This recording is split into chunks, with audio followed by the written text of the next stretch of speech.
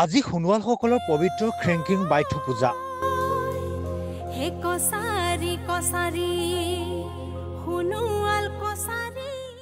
ৰাজ্যৰ সোণোৱাল অধ্যুষিত অঞ্চলত আধ্যাত্মিক পৰিৱেশত উদযাপন খ্ৰেংকিং বাইথ পূজা।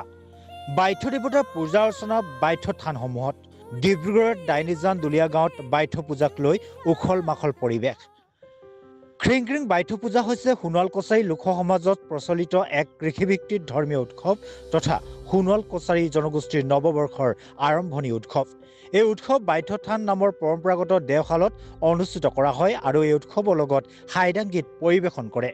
মূলতঃ কৃষিভিত্তিক এক বাৰ্ষিক পৰম্পৰা। প্ৰতি বছৰে শুক্লপক্ষৰ দ্বিতীয় দেওবাৰে দেও নমোৱা, সোমবাৰে মূল পূজা, মঙলবাৰে বিহু নমোৱা আৰু বুধবাৰে বাগদেউ পূজা কৰি মুঠ 4 দিনীয়া পূজাৰ আয়োজনেৰে সামৰণি মৰা হয়।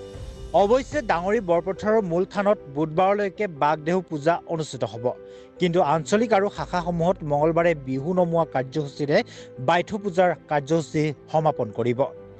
ইফালে আজি ডাইনিজান দুলীয়া গাঁৱত বৃহত্তৰ বৰবৰুৱা আঞ্চলিক বাইথ থানত খ্ৰেংকিং বাইথ পূজাক কেন্দ্ৰ কৰি আধ্যাত্মিক পৰিৱেশৰ লগতে পৰিৱেশন কৰা হয় হাইদাং নৃত্য।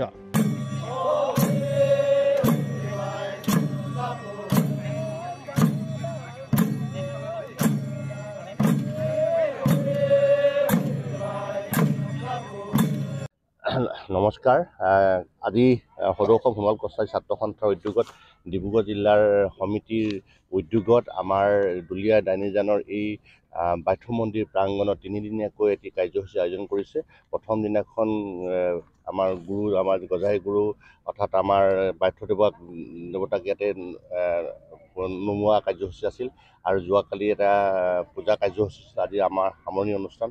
এই সামৰণি অনুষ্ঠানত সংগতি ৰাখি এখন ৰাজহুৱা সভা আয়োজন কৰা হৈছে যে ভৱিষ্যত প্ৰজন্মক বাইথ সম্পৰ্কত বাইথ দেৱতানো কোন আছিল, ইয়াক কিয় আমি আজি শ বছৰ ধৰি আমি এনেধৰণে পূজা পাতল কৰি আহিছোঁ, এই কথাখিনি আজি ইয়াৰ বিশিষ্ট ব্যক্তিসকল আহিব। তেখেতসকলে বক্তব্য প্ৰদান কৰিব আৰু উঠি অহা প্ৰজন্ম ইয়াৰ বিষয়ে সবিশেষ জ্ঞাত হ'ব।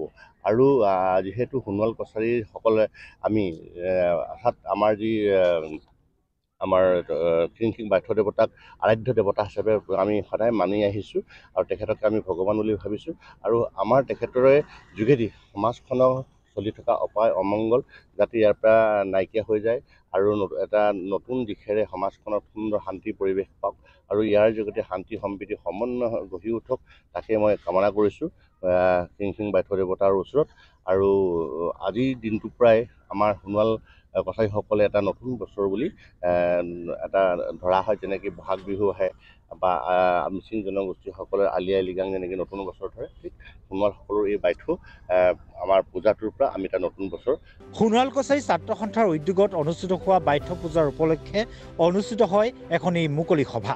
এই মুকলি সভাত ভালেসংখ্যক বিশিষ্ট ব্যক্তিয়ে উপস্থিত থাকে।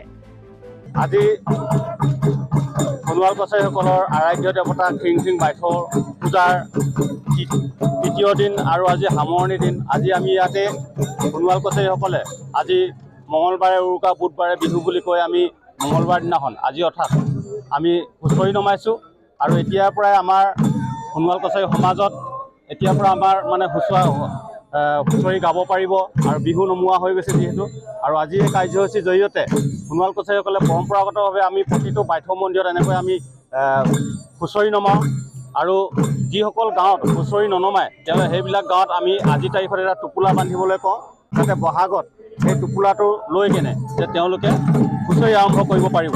আৰু আজি এই বাইথ মন্দিৰৰ প্ৰাংগণত আমি সোণোৱাল কছাৰীসকলৰ কৃষ্টি প্ৰদৰ্শন কৰা বিভিন্ন আমাৰ লগ বিহু, লেচেৰি, সোণোৱাল হুঁচৰি আদিকে ধৰি আমাৰ যিসমূহ গীত নৃত্য পৰম্পৰা আছে আমি এইবিলাক আমি ইয়াতে প্ৰদৰ্শন কৰিম। আৰু এখন মুকলি সভাৰ জৰিয়তে আমি ৰাইজৰ সৈতে আমি মত বিনিময় কৰিম সোণোৱাল কছাৰী জনগোষ্ঠীটোৰ সৰ্বাংগীন বিকাশ আৰু আমাৰ কৃষ্টিসমূহ কিদৰে আমি সংৰক্ষণ আৰু সংবৰ্ধন কৰিব পাৰোঁ আৰু ভৱিষ্যত প্ৰজন্মৰ বাবে আমি কেনেদৰে এই আমাৰ গীত নৃত্য মাতবিলাক আমি জীয়াই ৰাখিব পাৰোঁ, গোটেই বিশ্বৰ পৃথিৱীত সোণোৱাল কছাৰীসকলৰ যাতে পৰিচয় আমি বিয়পাই দিব পাৰোঁ তাৰে আমি প্ৰচেষ্টা কৰিছোঁ। আৰু ইয়াৰ জৰিয়তে আমি আজি সকলোকে বিহুৰ ওলগ জনাইছোঁ, বাইথ পূজাৰ ওলগ জনাইছোঁ। News desk report, sign on.